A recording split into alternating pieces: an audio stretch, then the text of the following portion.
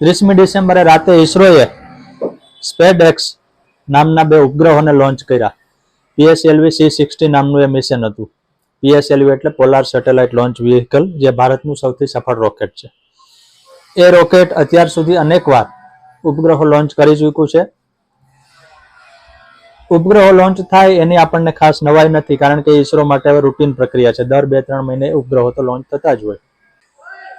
SPADEX SpaDeX એટલે કે space docking experiment નામનો આ પ્રયોગ ભારત માટે પહેલી વારનો છે અને આવું કરનારો દુનિયાનો ચોથો દેશ છે. અમેરિકા, રશિયા અને ચીન 3 દેશો જ અગાઉ આમાં સફળ થયા છે. હવે ભારતનું નામ એમાં ઉમેરાણું છે. તો સ્પેસ ડોકિંગ એક્સપેરિમેન્ટ શું છે? સ્પેસ એટલે તો સમજાઈ ગયું, એક્સપેરિમેન્ટ એટલે સમજાઈ ગયું, ડોકિંગ એટલે જોડવું. કોઈ જહાજ બંદરમાં આવે ને એને બરાબર ગોઠવવામાં આવે ને ડોકિંગ કહીએ છીએ. એમ અવકાશમાં 2 ઉપગ્રહો ભેગા થાય, અવકાશ મથક અને એનો પાર્ટ ભેગો થાય, અવકાશ મથક અને ત્યાં જતું યાન ભેગું થાય, તો એને ડોકિંગ કહેવાય છે. ઇન્ટરનેશનલ સ્પેસ સ્ટેશનમાં જતા રોકેટો નિયમિત રીતે એની સાથે ડોક થાય છે. રોકેટમાં રહેલો સામાન છે સ્પેસ સ્ટેશનમાં જાય, સ્પેસ સ્ટેશનની સામગ્રી રોકેટમાં આવે અને પછી ડીડોક થઈને નીચે આવે. તો ડોકિંગનું કામ મહત્વનું એટલું છે કે અંતરિક્ષમાં બધું જ ઘૂમતું હોય, એટલે 2 યાન કે 2 પદાર્થોની સ્પીડ મેચ થાય, એકબીજાની નજીક આવે અને મિલીમીટરના ફરક વગર એકબીજા સાથે જોડાય તો જ ડોકિંગ સફળ થાય. ડોકિંગ નિષ્ફળ જવાના કિસ્સા પણ બન્યા છે. સ્પેસ ડોકિંગનો સૌથી પહેલો પ્રયોગ રશિયાએ 1969માં સોયુઝ 4 અને સોયુઝ 5 નામના યાનમાં કર્યો હતો. એટલે આ 2 પદાર્થોને ભેગા કર્યા હતા. ભારતે કાલે લોન્ચ કર્યું એમાં પણ 2 ઉપગ્રહો છે. એનું નામ છે SDX-01 જે ચેઝર છે અને SDX-02 જે ટાર્ગેટ છે. એટલે ટાર્ગેટ SDX-02 નામનો ઉપગ્રહ છે કે અવકાશયાન છે કે સ્પેસક્રાફ્ટ છે, એને SDX-01 છે એ જઈને મળશે. એકને 355 કિલોમીટરની ઊંચાઈએ ઉપગ્રહમાંથી અલગ પાડવામાં આવ્યું છે, બીજું થોડું એનાથી ઊંચું.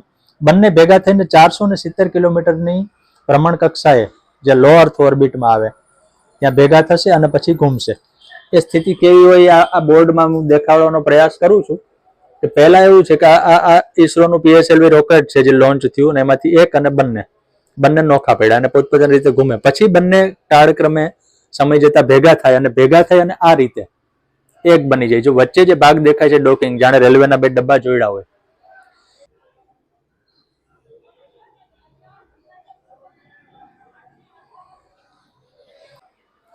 આ પ્રયોગ આમ તો કુલ 66 દિવસ ચાલવાનો છે, કારણ કે પ્રયોગ છે અને પ્રયોગમાં તો સફળતા નિષ્ફળતા ધીમે ધીમે આગળ વધવું બધું ચાલતું હોય. ભારત ભવિષ્યમાં ભારતીય અંતરિક્ષ સ્ટેશન BAS બનાવવા માંગે છે. એની આ નેટ પ્રેક્ટિસની શરૂઆત છે, કારણ કે અંતરિક્ષ સ્ટેશન બનાવવા માટે એક પછી એક વસ્તુ ત્યાં મોકલવી પડે ને બધી એકબીજાને ગોઠવાતી જાય, એટલે કે ડોક થતી જાય. તો ડોકિંગનું કામ છે એ અવકાશ વિજ્ઞાનમાં બહુ મહત્વનું છે. ભારતે શું કર્યું છે કે ઉપગ્રહ લોન્ચિંગ, એક સાથે સંખ્યાબંધ ઉપગ્રહ લોન્ચિંગ, એ બધામાં તો સફળતા મેળવી લીધી. હવે અવકાશ એક્સપ્લોરેશન એટલે કે અવકાશમાં ખેડાણનો જે નેક્સ્ટ તબક્કો છે, તમારે ચંદ્ર યાત્રા કરવી હોય કે મંગળ યાત્રા કરવી હોય, બધામાં સ્પેસ ડોકિંગ બહુ મહત્વનું. એટલે ભારતે એ દિશામાં કામગીરી શરૂ કરી છે. ગઈકાલે રોકેટ લોન્ચ થયું અને 15 મિનિટમાં જ SDX-1 અને SDX-2 બંને ઉપગ્રહો રોકેટમાંથી અલગ પડી ગયા, એટલે લોન્ચિંગ સફળતાપૂર્વક થયું. હવે ડોકિંગની પ્રક્રિયા ચાલશે. લોન્ચિંગની પ્રક્રિયા પૂરી થઈ ગઈ.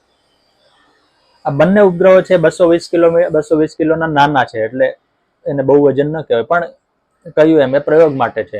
એમાં કેમેરા છે, બીજા કેટલાક સેન્સરના સાધનો છે કે જે જોડાણ વખતની જે ટેકનિકલ મુશ્કેલીઓ છે, જોડાણ વખતની ધ્રુજારી છે, જોડાણ વખતે થતી અનુભવ છે, એ બધાની નોંધ રાખશે અને ઇસરો એનો અભ્યાસ કરશે. અવકાશમાં એક મોટો ભય સ્પેસ ડેબ્રી એટલે કે અવકાશી કચરાનો હોય. નાનો એવો નટબોલ્ટ પણ ભટકાય તો અવકાશયાન કે ઉપગ્રહને મોટું નુકસાન કરે. હોલિવૂડની ફિલ્મ ગ્રેવિટી જેમને જોઈ હશે એમને વાત વધુ સારી રીતે સમજાશે. અવકાશ સાથે સંકળાયેલા જોખમો આપણે ધરતી ઉપરથી સમજી ન શકીએ, પણ આપણને અત્યારે એટલી તો ખબર છે કે સુનિતા વિલિયમ્સ ત્યાં ફસાઈ ગયા છે અને 400 કિલોમીટરના અંતરે જ છે. એટલે 400 કિલોમીટર આજના યુગમાં આપણને બહુ મોટું અંતર નથી, પણ અવકાશમાં હોય તો બહુ મોટું છે, કારણ કે ત્યાં તરત જઈ નથી શકાતું. એટલા માટે પણ પ્રયોગોનું મહત્વ છે અને ભારતે સ્પેડેક્સ પ્રયોગ દ્વારા ભારતને ગૌરવ અપાયું છે અને દુનિયાને સરપ્રાઈઝ પણ આપ્યું છે કે અમે આ દિશામાં આગળ વધી રહ્યા છીએ.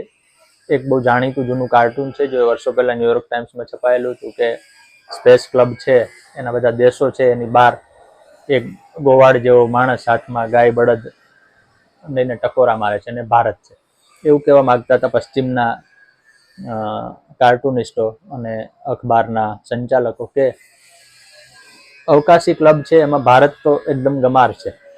આજે સ્થિતિ બદલી ગઈ છે. ભારત અમેરિકાના ઉપગ્રહો લોન્ચ કરી આપે છે, ભારત બ્રિટનના ઉપગ્રહો પણ લોન્ચ કરી આપે છે, અને એ સ્થિતિમાં વધુ બદલાવ એટલે એક આ પ્રયોગ છે. ધન્યવાદ.